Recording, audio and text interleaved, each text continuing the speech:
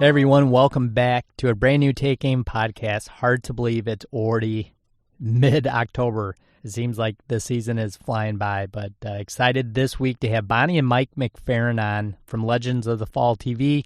Bonnie and Mike hunt an amazing spot down in South Texas, and Texas just has so much history with deer hunting and so much just legendary kind of status with deer that I just thought it would be so neat to catch up with those guys. They've been friends of mine for a long time. Talk about the two awesome deer that both Bonnie and then Mike killed, and just their management practice down there and kind of what they do and how they hunt, because it's so unique, so vast, so dense with just brush, and just a different culture of hunting down there. And it's great. It's one of the places I've dreamed about hunting and kind of kicking off my whitetail bucket list forever. And hopefully one day I get to experience that down in South Texas, because it's just, to me, is amazing deer hunting, and I love to deer hunt. So it's an amazing show. Congrats to those guys. I can't wait to have Bonnie and Mike back on, but amazing just the amount of work and effort that Mike puts into their place down there, and Bonnie as well, and just couldn't be happier for their success. And two awesome deer that we talk about in this show. So make sure to look it up on their social media, Legends of the Fall TV, but hope you guys enjoy the show as always.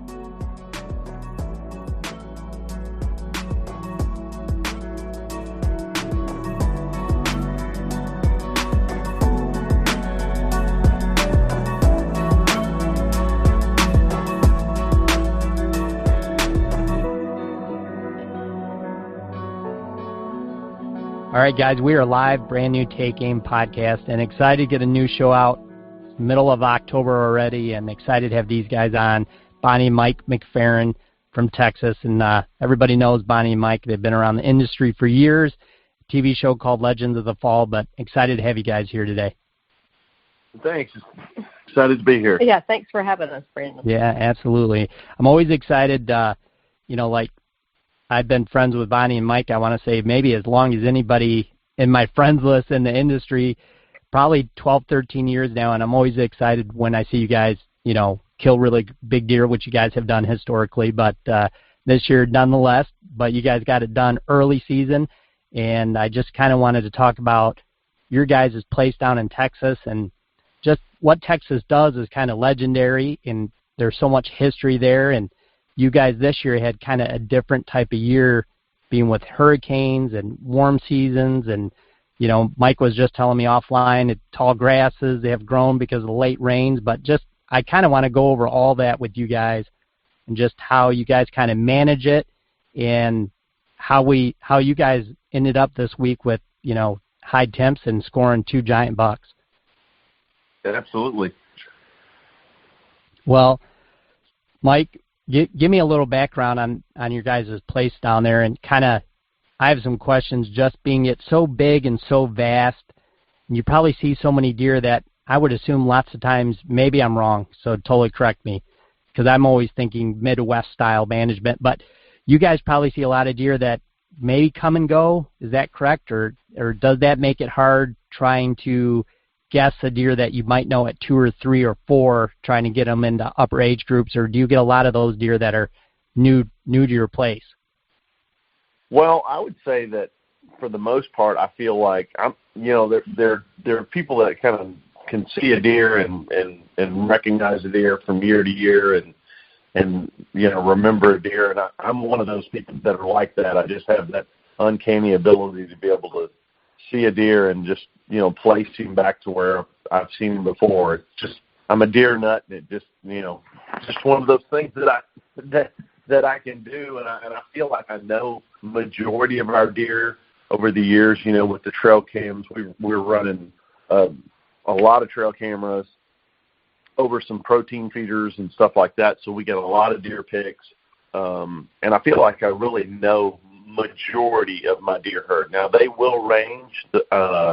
We've been on a lease down there for 25 plus years, and I've noticed that we'll have some deer at one end of our lease that will show up at the other end of our lease, depending on the time of year, and that home range. But they'll all bachelor up on one part of the lease, and then 2 miles later they'll show up. Just before pre-rut, they'll show up at their home, what I call their home area. And years ago when I first started out, I took, would try to take either trail cam pics or we'd use spot and scopes and stuff, and then we would try to.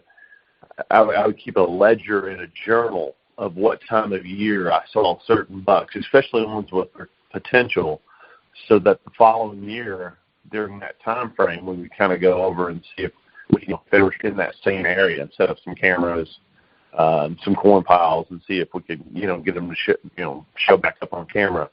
And historically, they tend to be in the same general vicinity every year at a certain time. I mean, I don't know if it's just our terrain, because it's a little different than the Midwest. We hunt a lot in the Midwest as well, but we're all brush. I mean, we're 90% brush with maybe 10 to 15% openings.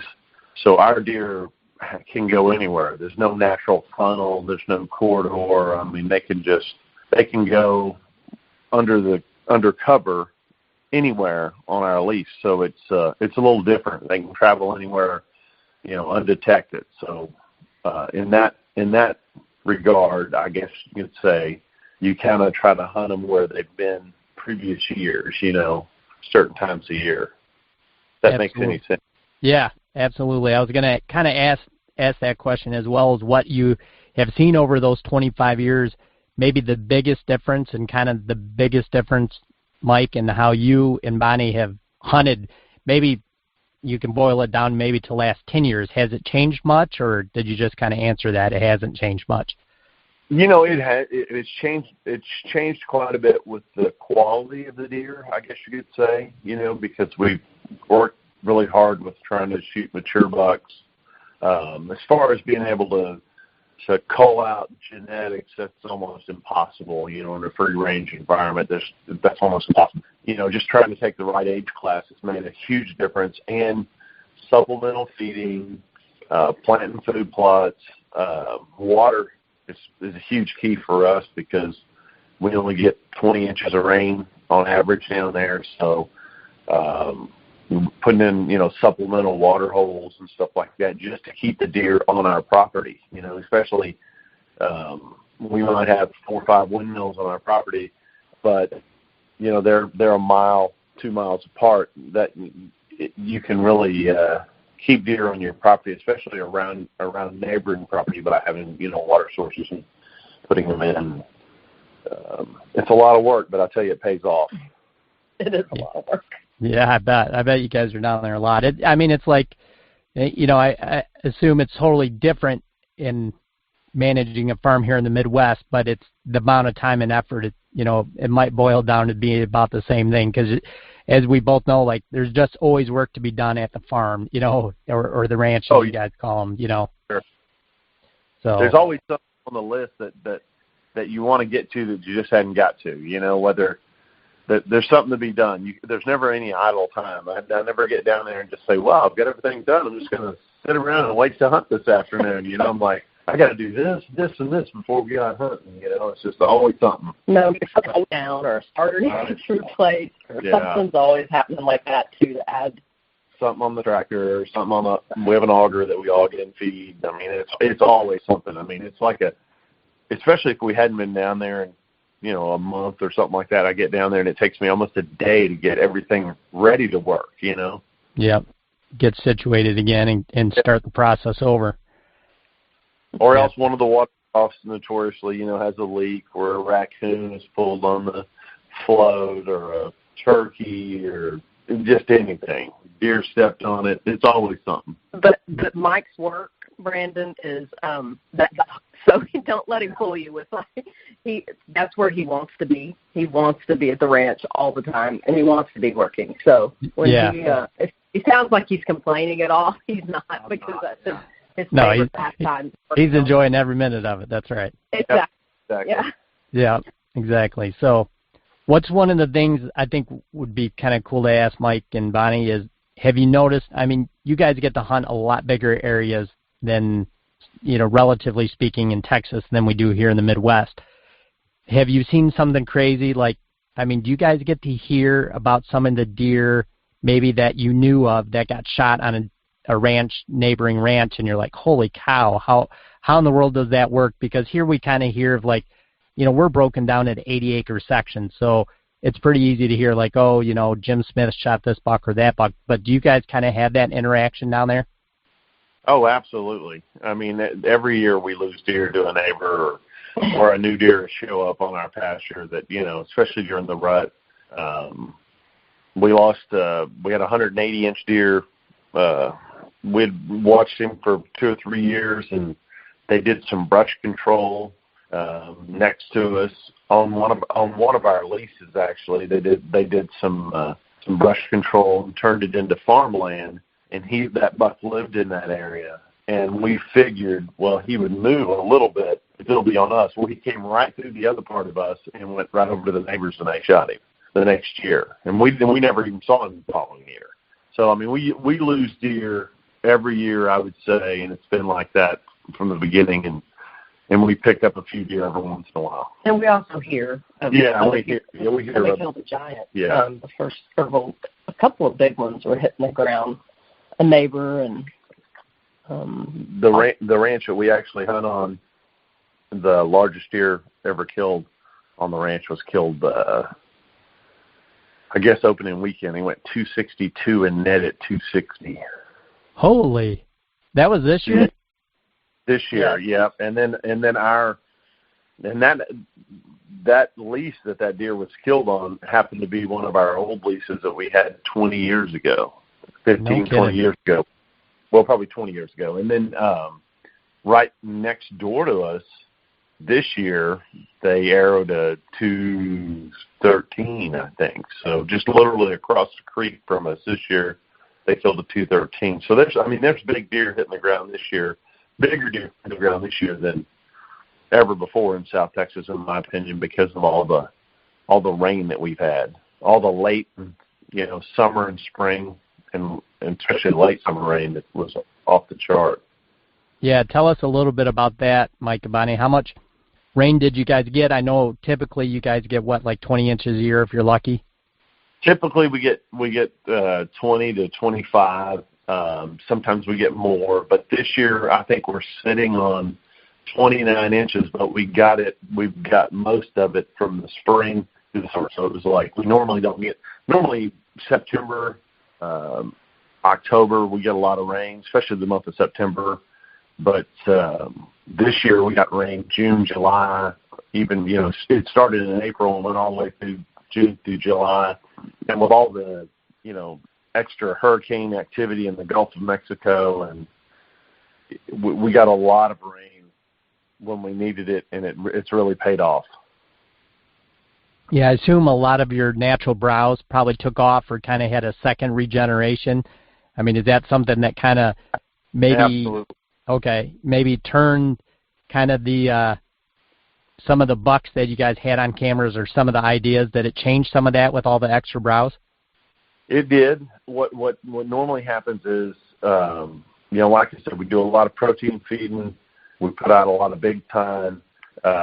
We have some food plots, but when you cannot compete with the natural browse. When we have a bunch of rain, we had at the end of August, and I mean it pushed so much new growth up that they totally start leaving the cameras. I mean they stop eating corn to go eat natural browse, and it's so much obviously it's so much better for them. It's better for the antler growth than just about anything you can put out, just to have them, have plenty of natural forage, because it's a great, then you're just substituting their, nutrition with protein and attractants and stuff like that, and you're not necessarily having to support them 100%, because when it's dry down there, man antler growth goes down, because even though you're feeding them, it's not the same. They don't get as much, because they can only eat so much protein and not, have natural browse. They need natural browse to be able to digest all that stuff, in my opinion. Good. Yeah, for sure. That's a very good point. Now, I know last year, Mike, you took like your biggest buck ever, and then this year you guys, just slammed 2 pigs. So in your opinion, Bonnie and Mike, like, what is that kind of that secret recipe? I mean, you've told us a lot already, but is Is it just being so strict on, I mean, it sounds like you do all the work day-to-day basis and, monthly basis. Is it that age structure and trying to hold it accountable to, that better genetic line of deer? It's definitely age structure. I mean, age structure is the number one thing. It's really the only thing that you have control over. You can't control the genetics because you can't look at the dose and tell what they are. Right. I mean, you really control genetics. The only thing you can that's in your control realistically is age structure. And taking an older age class deer, at least let them reach their genetic potential. And I mean, I'm not one of these guys that say you have to shoot 6.5-year-old bucks because, in my other opinion is, we have deer that reach their genetic potential at 4.5, 5.5, and then they might grow a little bit, but it might be hardly insignificant to what you can actually see, or they might, grow their best antlers at 5.5 years old and kind of go down after that. So, if we see a big 5-year-old, especially if he's a giant, we might take him. We don't necessarily have to let him get to 6.5. Our management rules are 5.5, but we kind of try to build on that and go to 6.5, but we don't. That's not always the case. Yeah, no, absolutely.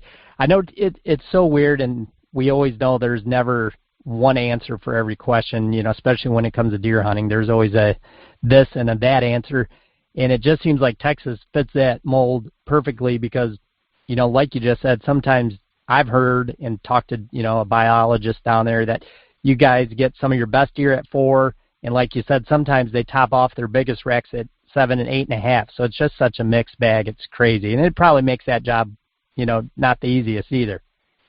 Oh, absolutely, and it all boils down back to what we were talking to about, rainfall and nutrition. I mean, you get a good rainfall year, they're definitely going to peak out at a different age class than they would. Or if you let one go and then you go into a drought, and then all of a sudden that buck goes from being a mainframe 10-point to a mainframe 8-point. It's just like there's so many factors that you don't have control over that. It's what makes it challenging, but it also makes it so much fun. It does, yeah, absolutely. One thing I wanted to just ask you two is, how do you guys, I know you mentioned the windmills and the water tanks basically, but what have you learned from that whole process, Bonnie and Mike? Do you guys, see a lot of your shooter bucks and like running cameras on those, or are you surprised at how much they don't come in and use that? And I'm sure that rule changes as well in a year like this when they're getting that natural browse and maybe some extra moisture. Well, they have a tendency to show up just about all the time at a water hole. They're going to, when we get a lot of rain and all the natural, water holes fill up and ponds and stuff like that, well, they're going to go to them, obviously. But there's never really a downturn, especially because of the heat. Being in South Texas, we have pretty brutal summers. I mean, we have temperatures, 3 or 4 months out of the year in the 90s, and it can get up in over 100. It can get up 105. So, it's always so hot that water is such a key, especially when they're growing antlers. You can kind of get a pretty good inventory of what you have over water, over food, over anything else. You can catch them over water when it's hot and get a pretty good inventory of what you got. Better than anything else, in my opinion. Okay. Well, that leads into maybe the 2 deer you guys killed this year or the early season. So, Bonnie, if you want to start a little bit, what had you kind of learned, and what was your history with that deer, and what was your and Mike's game plan to get on that deer? Mike actually had an encounter with that buck last year, and so he was down at the ranch before I was, so he knew that he was on the cameras and everything, and I had to come a few days after he did, and so my game plan was to just get out there and see if I could get on him. Really, and I was up to bat first, and a lot of times Mike likes to do that, and I'm not sure if it's just because he's trying to get me hunting and get me killed and out of the way, but No, I mean, he really. we had Mike's a team player, right, Mike? Let's get the ball rolling. Yeah, he is a team player. He's always looking out for me in that area, I will say. Yeah, and it's just because I'm down there probably a lot more than Bonnie, and running the cameras and that particular buck that she took, I did have an encounter with him last year, and I was on the bubble of shooting him last year because I was a 5-year-old. He was a good, heavy 10.5-year-old, and I was like, well, if he comes in the range, I might shoot him. And we went back and forth, and finally I was like, he didn't come in the range. I never really got a shot at him, but I stopped hunting him because I kind of felt like he could do, he would obviously do a little bit better the next year if he made it. And he was one of those deer that were fairly fun, but we let him go, and then we didn't see him a lot. We didn't hardly see him again on camera last year, so I figured the neighbors might have shot him. And then, so this year I was pretty adamant about running the camera over there, seeing if he was back, if he'd show back up. And it took a while, but he finally showed back up on camera, so we knew he was there. And Bobby just got lucky enough to get in that blind, and he come out into that area, which was he wasn't, with all the rainfall, like I said, he wasn't really a regular. He just happened to show back up. Wow. It all worked. What, from last year to this year, was this year a big difference in his jump, or did he change much, antler size, and was he, deer looks, I assume, to be 5.5? He's 5.5, or he could be 6.5, but I'm pretty sure he's 5.5. He did change a little bit, but he didn't really grow hardly any at all. He put a little mess. I would say that's about it. Man, he's got the most amazing G3s though, Bonnie. So like that was pretty unique. Like I don't know what the length is on the G3s, but they're just amazing, and that's the first thing you notice on that deer's frame. Yeah, he's framing. Thank you. Yeah, I got a lot of compliments on those G3s. I bet. Yeah, for sure. So that day, what had kind of triggered you guys, Mike, and to say, like, Bonnie, let's go, this might be the day? Was it just a certain weather pattern, or you just knew you had the right wind, or was it just based on the last time you checked that camera and thought, he's due to come back in here at some point? Well, he had happened to be on that camera. There was a couple things. We moved the blind over there when we first got there, just in case he showed up. That way, I like to put a ground blind out at least a couple of weeks, especially for whitetail, at least a couple of weeks before you're going to hunt it. Get them used to, you don't want them walking by that area they've lived in their whole life and freak out because they see something different. So we brush them in, but it's never, I feel like it's never really the same. But so we put it out a couple of weeks early, and we'd just been running that camera, and he had actually showed up the night before on that camera. So the wind was right, and we actually had a cool front blow in at the beginning of season this year, and we had 4 or 5 good days of pretty cool weather before it got really hot again. Yeah, one of the mornings, or the opening morning, it was 58 degrees which is in South Texas, incredible which is for us. usually unheard of opening weekend, for us. So yeah, that's got to be a huge cool front for you guys, right? Yeah, you can actually wear a long sleeve shirt. Yeah, so I would assume, the same rule applies. That kind of cold front, even though you guys are in South Texas, that's got to get the deer up and moving. Oh, without a doubt. Just like everywhere else, when that weather pattern changes where it's 10 or 15, 20 degrees cooler than what it normally is, it gets them on their feet. Now, for you guys, Bonnie, Mike, what is a cool front for you guys normally? I know that one's a drastic one, and probably you guys don't get it very often, but what would be like a trigger to say, like, hey, Bonnie, we got to go right now, like tomorrow's the day? Is it 5 degrees or? No, it's got to be more than that. It's probably, down there, 20 degrees probably. Okay. Now, and typically, do you guys get those for a day or 2 or 3 days? Like, we just had one here. It lasted about 4 days, and which was still really rare in Michigan for the first, week of October. But how does your guys' run that pattern? Or you guys are kind of in a different, it's drier, things are different down there. So Do you they guys move get out. those? Yeah, I'm trying to spit it out, and I can't, guys. Sorry. No, you're fine.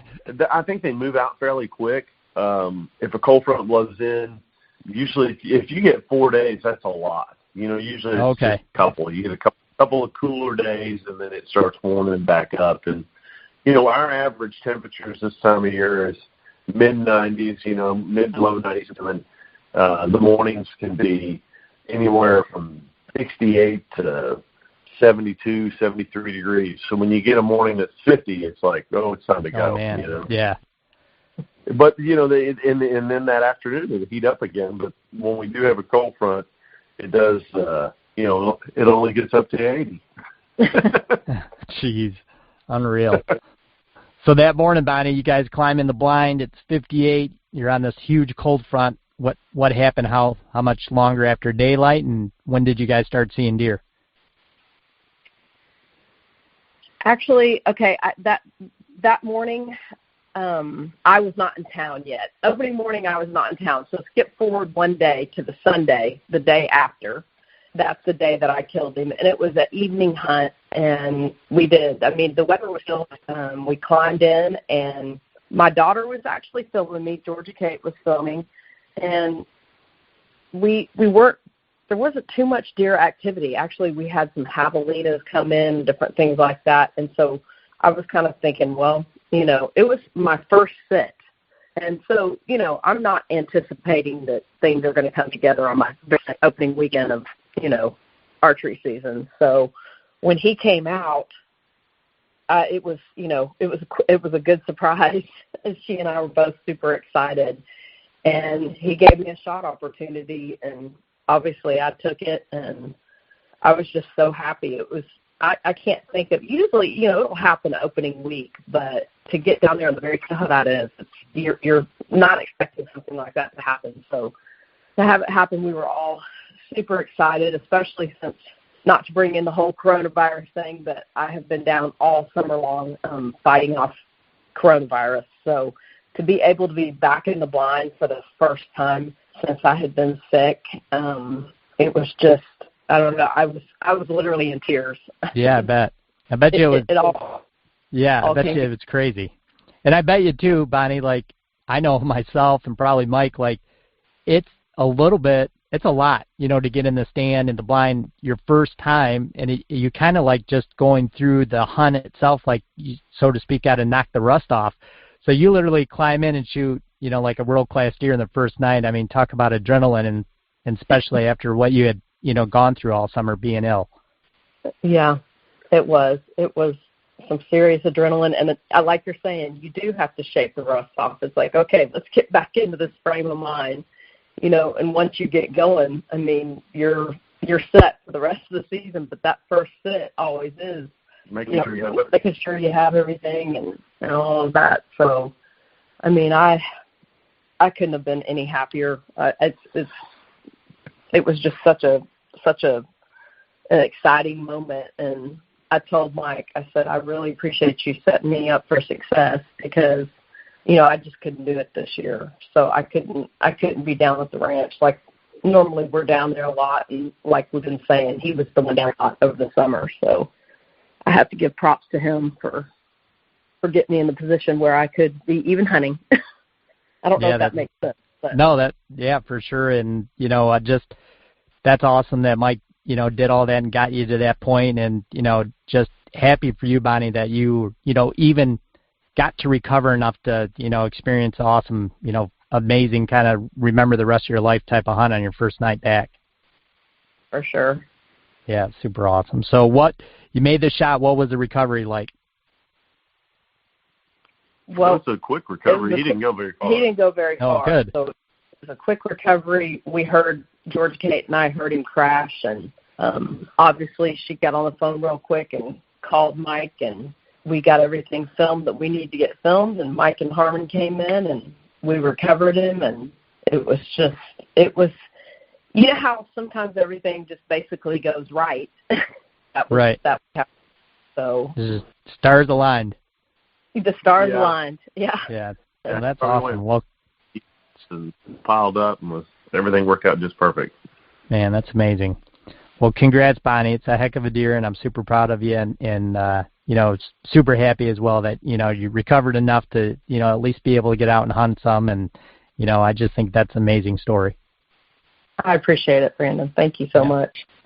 So, Mike, let's talk about your deer, man, because it's just as awesome and, really unique. It's got that really cool short G2 that's split almost like a little flame, and, just a cool-looking buck and just as big and massive as well. So super. Yeah, looks like a super older deer as well.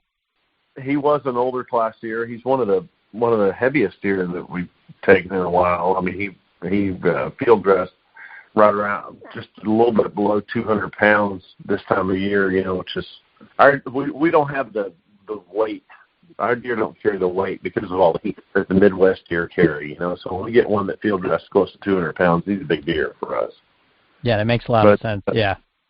But we, the picture buck that I was hunting, he had showed up on camera and had been really consistent. And then about typically how things work, a couple of weeks before deer season, he started not showing up as much on camera. And like I said, we had all that rain that it kind of changed their pattern a little bit. All those forbs started coming up, but he stopped showing as much. So we put a blind up over there where last time we saw him a couple of weeks ago, a couple of weeks before we killed him, and then just waited until the weather was right, the wind was right, slipped in there and had an encounter with him the first evening I sat there, but it was super windy. It was the day that Hurricane Delta was actually directly out in the Gulf from us, and we were getting some of the outer band activity, and the wind was just howling, and he was out there probably 45 yards, which I'm okay with that shot, but I mean it was super windy, and I didn't want to stop him because they were all when we get a lot of rain, our deer, or not a lot of rain, we get a lot of wind, our deer seem to be when the wind's blowing 20, 25 miles an hour, they're just really jumpy. They're just looking at everything. They're not relaxed. They're not doing their normal thing. They're just kind of jumpy because I guess their defenses are down as far as being able to hear stuff as well. So I didn't want to stop him. I just kind of let him go by, hoping he'd work his way back our direction. And we never saw him again. We just had a brief little encounter with him, and so the next morning, the wind was still right, and we got in that blind again and didn't hardly see any deer. And so I was almost discouraged enough where I was like, well, we'll try him this afternoon because everything was still good for that spot. I said, we'll try him this afternoon and see if he comes out. And believe it or not, he came out at the exact same time that he came out the night before, literally within a minute, and walked the same pattern that he'd walked before, but this time the wind wasn't blowing as loud, and he stopped out there at about 35 yards, and I was able to get a good shot on him, and he probably went 40 yards and piled up. I mean, it all came together. Just like when I was looking at my clock, I had my watch figuring out, okay, we saw him yesterday at 6, and at like 5:59, I was like, well, is he going to walk out, you think, about the same time? About 6:01, here he comes. I mean, he popped out within a minute of the same time. Man, that's crazy. So down there, do you guys have a pretty dominant wind? In what direction does that come from, Mike? We do. It normally comes out of the southeast. Okay. But, that was one thing. Everything was set up for kind of a southeast, but then we had, like I said, we had that hurricane out in the Gulf, and that was causing it to go clockwise. So I mean, it was changing all day. It was changing from a southwest to a northwest to a northeast to an east, and then back to a west. I mean, it's just making a clockwise turn. I mean, as that stream passes, and that kind of, like I said, kind of messed things up. But we normally set up everything for a southwest or southeast because that's normally what we have coming off the Gulf. All right. So that day you ended up making a shot on him. The wind had calmed down. When you say it calmed down, what was the change in it? Oh, it was almost none. I mean, it was like... Oh, really? Okay. it had gone from, the day before when we were in there, it had kind of it was starting to wrap around us, and it was blowing pretty good, but it had almost died down to nothing the day we actually shot him. Man, that's fantastic. Yeah, what a deer, and it's is that a deer too, Mike, that you had had some previous history with and kind of had got to watch him throughout the years, figure out it's go time? I did. We saw him last year early, and he actually had 2 kickers last year on both of his G2s. They were still short. Both of his G2s are short. He had tremendous 3s and 4s. He's kind of set up opposite of what you'd normally think of a whitetail as having bigger 2s, smaller, and he goes down as he goes forward. 3s all get a little shorter. This particular buck's deer, or this particular buck's rack, was like his G2s were short, but his 3s were long, and his 4s were long. Yeah, I mean, he had 3s and 4s. Yeah, huge 3s and 4s, which is just kind of opposite. But we had seen him the year before, to answer your question, for a little bit. And he was on camera, and we actually hunted him last year and didn't get it done. I figured he's a 6 or 7-year-old buck this year. Yeah, he looks to be super old. Just in the face, he looks to be older. And, one of the things I thought was so unique about that deer too, Mike, was, which you do see it, sometimes, but he's really knobby. Like all those little sharp little knobby points all the way to the base, all the way up to like his G2 basically, man. But that's just so unique looking. And usually to me, and I don't know if there's any truth to that whatsoever, but I've noticed it on older deer. Oh, absolutely. I agree with that. And he had a lot of mass. His mass measurements were significantly, bigger than average. I would say his smallest mass measurement was close to just a little under like 4 6/8 or something like that. That was his smallest mass measurement. For us, we normally don't have a lot of mass on some of those deer down there. Some do, some don't, but he was extremely heavy. Yeah, it looks like his bases to the start of the main beams up to his 2s, man. You can see the mass right there, which is pretty cool. Yeah, he was. I was really happy and excited to get him, to shoot a buck like that, opening week of archery season. I was pumped. Yeah, I would be too. That's amazing. Yeah, I'm pumped for both you guys.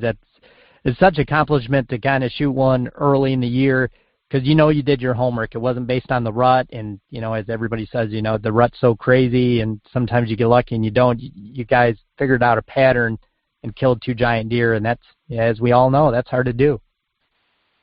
Yeah, for sure. This time of year, when we felt like we had a really successful week of hunting, and it had its excitement too. Bonnie got back in the blind after a couple of days, or she actually got right back in the blind. But after a couple of days, after taking the deer, she was in the blind, and her Georgia Carolina, the 5-foot rattlesnake come crawling in there with them, and that's a first for us. Oh my goodness! They had the camera rolling, and my daughter heard. George Kate heard the rattlesnake and looked out the window. She thought a deer was walking behind him. She heard the grass, but it was actually the snake pushing the grass down. She looked out the window. She saw 3/4 of his body facing the blind. So then she looked straight down, and his head and about 6 inches of him was sticking inside the blind. He was coming underneath it, and Bonnie and George Kate jumped out the front window. Oh my gosh, that is nuts. I had kind of posted about it on social media. I don't know if you saw it, but I mean, I just, like Mike said, that's never happened to us for the 20 years that we've been down here. It's never happened to any of us. Obviously, we've done a lot of ground blind sits, and that was probably one of the most terrifying things I've ever been through down there. Of thinking about what it could have been. But. We did. I mean, she just, when you hear somebody say rattlesnake, get out. And George Kate just started pushing me forward. Of course, I didn't know where the snake was, but oh my gosh, as soon as we bailed out of the windows, Brandon, he started rattling. Oh my gosh. All of our stuff obviously was inside the ground blind, and I mean, the hunt was over for that evening. Our hunt was over, and Mike's hunt was over. Yeah, because I had to go pick him up. He had to come pick us up. I mean, we Oh, were. my goodness. The camera because the tape was rolling. She was filming a kind of a unique buck. It's kind of he was a call buck, but he's just or what we call a call buck. He just had he had one rack, and then the other side just went straight up. Just went straight up, and they were about to shoot that deer. We were thinking about shooting him. Wow! She was getting some really good footage of him. I mean, he was just he would have been something really different for me, and but the snake had a different plan. Different idea. So, yeah, I'm just glad that she heard it. I'm glad that she was on that side and that she heard it. I don't really know how most people hear a snake coming through the grass, but wow. She did, and it changed the rest of the week of hunting. I can tell you that everyone was looking down. Everybody was on guard, so to speak. Oh my goodness. Yeah, how freaky. That day, Brandon, at lunchtime, I was talking to our producer, Harmon Blanton, about snakes, that very thing. I said, it's like 93 degrees today. And I said, did y'all see any snakes before I got here? And he's like, no, we haven't seen any snakes. It's kind of weird that, we haven't had, at least seen one. So I guess maybe I was doing a very up-close encounter or something. I don't know. I'm going to stop talking about snakes now. Oh, my goodness. Yeah. That's exciting, but the wrong kind of excitement, that's for sure. Yeah. Oh my gosh! But you guys had to jump out of the blind. It's just nuts. Yeah, it's just it would be so funny to be able to show it on next season. But she was zoomed in on that buck, and so it really it caught our audio and kind of somebody's leg coming out of the blind, and then the audio, like Mike said. There's some choice words in there. I bet. Oh my goodness, geez. Out the window and hearing him rattle. When for her, she knew where the snake was, but for me, not knowing. Yeah, you just somebody a snake in the blind. You're like, yeah, where? Yeah. You don't know if it's crawling up your leg or where it's at. Yeah. Oh my goodness. Well, she was much more calm, cool, and collected than her mom. That's all I would say. Oh, how crazy though. Well, at least it ended like that and nothing worse happened. So that's a good story. Right. Yeah. Well, real quick before I let you guys go, I kind of just wanted to touch on like Oklahoma and kind of your thoughts and plans of what you guys got going, for up there. Well, Oklahoma, we're just now putting in our food plots. We're actually going down this next week to plant them, and we're going to start running cameras. We haven't run cameras. With the coronavirus, usually we go up there in the spring and the summer, but it's kind of been a different year, 2020 has. So we weren't able to get up there as much. Luckily, the guys from Inside Outdoors, their lease is literally just north of ours. There's one guy between us. We're actually hunting the same ranch. Leasing from the same ranch, they're up there quite a bit, so they can keep an eye on the place. Dave Poteet is actually up there. He's going to help me plant the food plot in a couple of weeks. We're gonna put cameras up and see what we have going. We didn't shoot a deer last year in Oklahoma because we had a bunch of encounters. We had a bunch of good deer on camera, but most of our stuff that we had last year, I felt like was too young. I felt like we didn't have enough mature bucks on there. There was a few, but we never had any encounters with them. But we had a lot of really good up-and-comers that we wanted to let go. So hopefully we'll have some of those on camera this year. We're just getting familiar. We got a new place. It's kind of like you don't want to go in there and just start guns a-blazing, and you kind of want to get a feel for it and make sure you're taking the right deer. Yeah, absolutely. It's hard. I mean, as we all know, it's hard to trail, hard to hunt, and hard to manage ground that's, out of state. It just is a lot of work, and that's reality of the situation, that a lot of us face. But are you guys planning? I know, Mike, you guys got some good weather still yet to get the food plots in. Are you guys planning on maybe using Oklahoma as a later season destination this year? I think so, yes.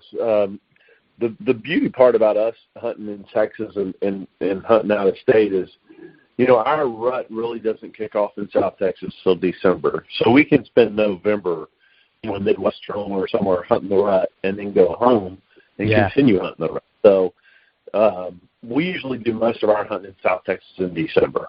So that gives us all November to hunt the Midwest and hunt up there, in Oklahoma and stuff like that. Yeah, absolutely. When's I would assume the rut is pretty much like a November-ish, Mike. It's not nearly what South Texas is. Yeah. It usually, I would say 20th of November, somewhere around there, 15th. It's kind of like Kansas. Right. Exactly. Well, that's super exciting. Well, I hope you guys the best. I know you guys got more deer hopefully to kill in Texas and, obviously Oklahoma. I hope it goes well, and I think it'd be a good story if we got back together, you guys kill some more. Well, we appreciate it. Absolutely. Yeah, we'd love to. Yeah, for sure. But yeah, absolutely. The luck continues. We hope and keep it going. Yep, for sure. I hope it does too for you guys. And you're off to a good start, so that's the hardest hurdle, right? So you guys have already done that. That's right. So, but Bonnie, let us know where we can find you guys and show times and all that stuff. We're on the Outdoor Channel, and we are also on our social media platforms are all Legends TV, Legends of the Fall. But yeah, I know you guys you do a lot on social media, Facebook and Instagram, and that's an easy way to find you guys. And that's where I keep updated pretty much on your guys' season. To be honest. Yep. Yeah, that's kind of how we stay updated on everybody, and we feel like that's how a lot of people see. That's our reach. How a lot of people see what we're doing. So we're trying to step up our game a little bit on social media and be a little bit more present. Obviously when we first started off doing all of this, there was no social media. No. It's a change for us to kind of adjust with the times, but we're doing it, and thank goodness we have young adult children that are helpful in that area. And yeah, that's got to be huge. It is huge. For sure. But, well, thank you guys. I appreciate you guys. And like I said, I can't wait to do this again with you guys. And best of luck the rest of the year. Thanks, Brandon. Thank you. Same to you. Right. We'll come. Absolutely. And every week, you guys know you can find us live on iTunes, Unfiltered Outdoors, and the Outdoor Podcast channel. And we'll see you guys again next week. And as always, guys, today's show was brought to you by HuntStand. Make sure to download the HuntStand app today. Both available on Android and iOS. HuntStand is by far and away the best hunting and mapping feature app I've ever used. Use the code TAKEAIM10 at checkout to receive a special discount on the Pro Plan today.